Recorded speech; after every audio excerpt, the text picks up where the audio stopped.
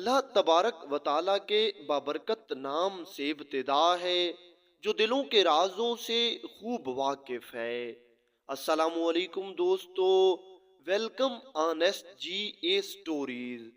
دوستو، پرانے زمانے میں کسی علاقے میں ایک بستی تھی۔ یہ علاقہ ایک طرف سے بلند و بالا پہاڑوں سے گھرا ہوا تھا، ایک طرف سے جنگل تھا تو ایک طرف سے بڑا سمندر تھا۔ اس لیے یہ علاقہ باقی دنیا سے رابطے میں نہیں تھا۔ یہاں چند ہی لوگوں کے گھر تھے اور سارے آپس میں پیار، محبت اور اتحاد سلوک سے رہتے تھے۔ لوگ ایک دوسرے پر جان چھڑکتے تھے۔ اب ان چند لوگوں نے اپنا ایک سردار بنایا ہوا تھا اور سارے لوگ اسی سردار کے زیر سایہ زندگی بسر کر رہے تھے۔ یہ لوگ مذہب اور عقیدے سے دور بس اپنی لگن میں مست زندگی گزار رہے تھے۔ اب انہوں نے جس کو اپنا سردار بنایا ہوا تھا، اس کے سردار ہونے کی دو وجوہات تھیں۔ ایک تو یہ تھا کہ اس سردار کے پاس کئی زمینیں تھیں اور یہ اس علاقے کا سب سے دولت مند شخص تھا۔ دوسرا، اس سردار کے پاس ضروریات زندگی کی تمام چیزیں وافر مقدار میں موجود تھیں۔ لوگوں کو جب بھی کوئی چیز ضرورت ہوتی وہ اس کے پاس آتے، اور یہ سردار بھی دریا دل انسان تھا۔ یہ بغیر کسی لالچ کے اور بغیر کسی سازش کے جس حد تک اپنے گھر آئے ہوئے لوگوں کی مدد کر سکتا تھا، یہ مدد کر دیتا۔ اس سردار کے پاس مال مویشی، بھیڑ بکریاں کافی تعداد میں موجود تھیں اور یہ ان کا دودھ نکال کر خود بھی استعمال کرتا اور بستی والوں کو بھی مفت میں دودھ دیتا تھا۔ اور جب لوگ اس سب خدمت کے عوض اس سردار کی عزت کرتے اور اس کو سلام کرتے تو اس سردار کو یہ بات بہت اچھی لگتی تھی۔ اس کے دل میں اور کوئی لالچ اور کوئی چیز نہیں تھی، بس یہ لوگوں کو اپنے سامنے عزت سے کھڑا دیکھتا، یوں لوگوں کو خود سے ہاتھ ملاتے دیکھتا تو یہ خوش ہو جاتا، اور بس اسی خوشی کی غرض سے یہ لوگوں کی بلا ٹوک بلا روک مدد کرتا تھا۔ اگرچہ ان لوگوں میں توحید نام کی کوئی چیز نہیں تھی اور یہ سب مواحد نہیں تھے، بلکہ سب کے سب ملحد تھے، لیکن پھر بھی اللہ تعالیٰ کی ذات کے ان پر بہت کرم تھے اور اللہ تعالیٰ کی ذات ان سے راضی تھی۔ اس وجہ سے ان کی زندگی بڑے اچھے انداز سے گزر رہی تھی۔ یہ جو فصلیں زمین سے کاشت کرتے انہیں اچھی پیداوار حاصل ہوتی اور یہ خوش خوش زندگی گزارتے رہے۔ انہیں کبھی کوئی مصیبت پیش ہی نہیں آئی، اس وجہ سے انہیں کبھی خدا کی یاد ہی نہیں آئی۔ یہ سوچتے تھے کہ بس یوں ہی نظام چل رہا ہے، یوں ہی ہماری محنت کے بدلے میں ہمیں فصلیں مل رہی ہیں، ہماری محنت کے بدلے میں ہمیں رزق مل رہا ہے، بس یہی ایک چیز ہے، کبھی یہ ہم سے کوئی نہیں چھین سکتا۔ لیکن اللہ تعالیٰ کی ذات بہترین فیصلے کرنے والی ذات ہے۔ اللہ تعالیٰ نے ان پر ایک آزمائش ڈالی۔ ایک مرتبہ یوں ہوا کہ ان لوگوں نے اپنی فصلوں پر خوب محنت کی اور خوب محنت سے انہوں نے اپنے سال بھر کا رزق اکٹھا کرنے کی کوشش کی۔ جب فصل حاصل کرنے کا موسم آیا تو اب کی بار سب لوگ بہت خوش تھے، کیونکہ اس بار فصل خوب رنگ لے کر آئی تھی۔ ہر طرف ہریالی ہی ہریالی تھی، ہر طرف اناج کی بھرمار تھی اور لوگ بہت خوش تھے۔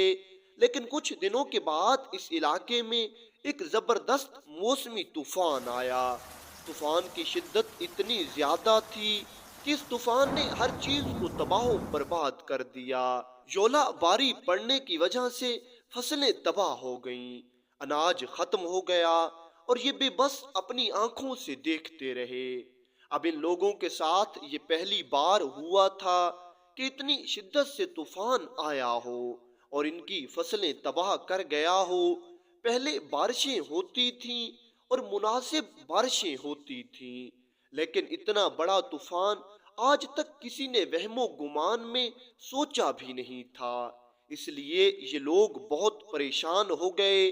اب انہیں اس علاقے میں اپنی موت نظر آ رہی تھی، کیونکہ فصلیں تباہ ہو چکی تھیں اور ان کے پاس اتنا زیادہ اناج نہیں تھا کہ جس پر وہ 1 سال تک گزارا کر سکیں۔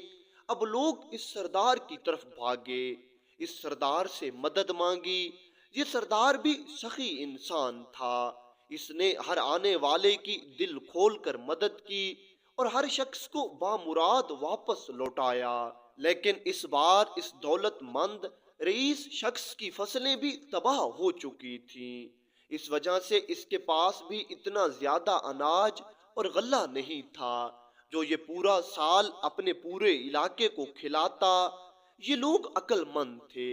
اس سے پہلے کہ نوبت فاقوں تک آتی اور علاقے والے بھوک سے مرتے، اس سردار نے سب علاقے والوں کو جمع کیا اور ان کے سامنے یہ بات رکھ دی: ہم اس طرح کرتے ہیں کہ اس بستی سے باہر نکل کر قریب کسی اور علاقے سے مدد مانگتے ہیں، کیونکہ اب کی بار فصلیں تباہ ہو چکی ہیں۔ ہمارے پاس اتنا اناج نہیں کہ ہم اس پر گزر بسر کر سکیں۔ اب فیصلہ یہ ہوا کہ ساری بستی تو یہ علاقہ چھوڑ کر نہیں جا سکتی۔ ہاں، 3 نوجوان ان لوگوں نے ایسے منتخب کیے جن کے ذمے یہ کام لگایا گیا کہ یہ تینوں نوجوان جنگل کے راستے اس علاقے سے نکل کر کوئی اور بستی تلاش کرنے کی کوشش کریں گے تاکہ اس علاقے سے مدد لی جا سکے۔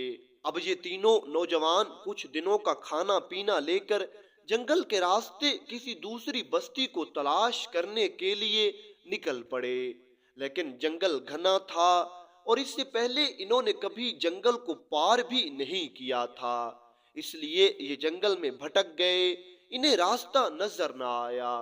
بلاخر کچھ ہی دنوں میں ان کا کھانے پینے کا سامان ختم ہو گیا اور اب یہ بے آسرا اور بے سہارا جنگل میں بھٹک رہے تھے، کیونکہ انہیں اب واپسی کا راستہ بھی معلوم نہیں تھا اور نہ ہی یہ جنگل سے پار جا سکتے تھے۔ یہ تینوں نوجوان جنگل میں بھٹک رہے تھے کہ اچانک انہیں جنگل میں ایک پانی کا چشمہ نظر آیا اور ساتھ میں انہیں پھلدار درخت بھی نظر آئے۔ یہ تینوں اسی چشمے کی طرف دوڑے۔ انہیں بھوک پیاس تو پہلے لگی تھی، انہوں نے وہ درختوں سے پھل توڑ کر کھائے اور اس چشمے کا پانی بھی پیا۔ ابھی تھوڑی دیر ہی گزری تھی اور انہوں نے اپنا کچھ ہوش سنبھالا تھا کہ وہاں انہوں نے ایک شخص کو نماز پڑھتے ہوئے دیکھا۔ اب ان کی سمجھ میں نہیں آیا کہ یہ شخص کیا کر رہا ہے۔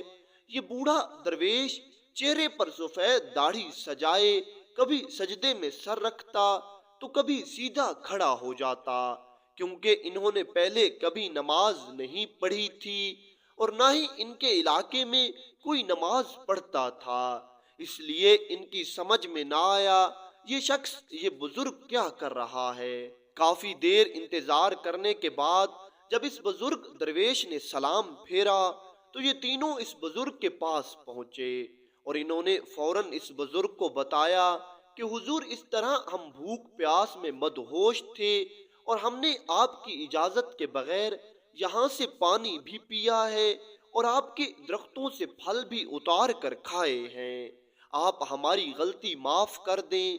یہ اللہ والا درویش ان سب نوجوانوں سے کہنے لگا: نہیں، ایسی کوئی بات نہیں، تم ہمارے مہمان ہو اور ہم اپنے مہمانوں کو یوں رسوا نہیں کرتے۔ پھر اس اللہ والے درویش نے ان سے ساری کہانی پوچھی کہ تم کون ہو اور یہاں تک کیسے پہنچے ہو؟ تو ان تینوں نوجوانوں نے ساری بات بتا دی کہ ہم فلاں بستی کے رہنے والے ہیں، لیکن اب ہماری بستی تباہ و برباد ہو چکی ہے۔